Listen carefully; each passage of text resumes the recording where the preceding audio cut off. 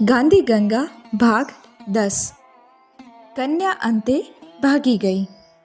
ગાંધીજી એકવાર શાંતિનિકેતનની મુલાકાતે ગયા હતા.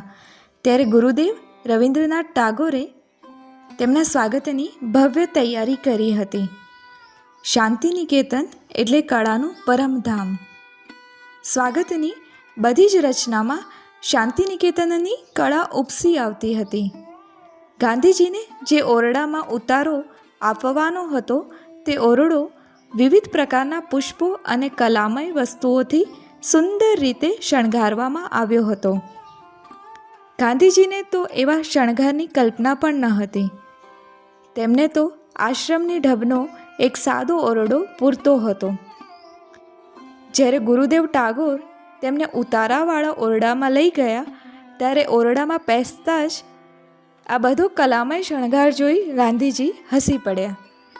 તે બોલી ઉઠ્યા, અરે આ બધું શું છે? આ કન્યાના મંડપમાં મને ક્યાં લાવો છો?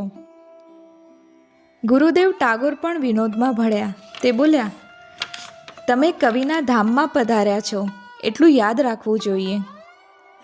પણ ગાંધીજી વિનોદમાં પાછા પડે એવા ન હતા. તેમણે પૂછ્યું, ઠીક, ત્યારે કન્યા ક્યાં છે? સ્વાગતમાં હાજર રહેલી બહેનો મંદ મંદ હસી રહી હતી. પણ ટાગોરે જવાબ આપ્યો, અમારા હૃદયની સદૈવ તારુણ્યવતી રાણી શાંતિનિકેતન તમને આવકારે છે. આ જવાબથી ગાંધીજી વધુ ખીલ્યા.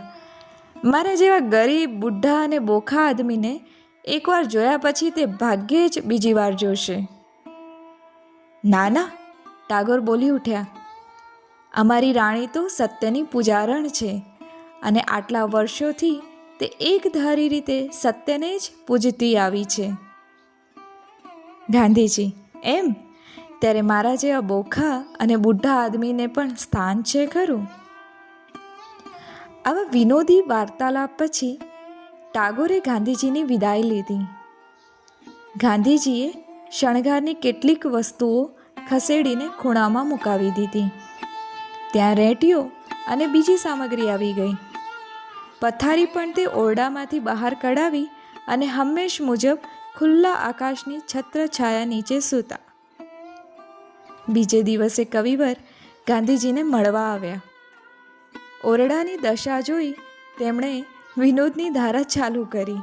અરે અરે, રામ રામ, કન્યાનો મંડપ તો દેખાતો પણ નથી.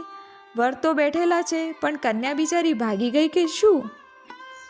ગાંધીજી ગુરુદેવને આવકાર આપવા ઊભા થઈને, મેં પહેલેથી જ ચેતવણી નહોતી આપી કે કન્યા આ બોખા બુઢ્ઢાની દરકાર નહીં રાખી શકે? બંને વૃદ્ધ મહાપુરુષોના અટ્ટહાસ્યથી શાંતિનિકેતન ગૂંજી રહ્યું હતું. અસ્તુ.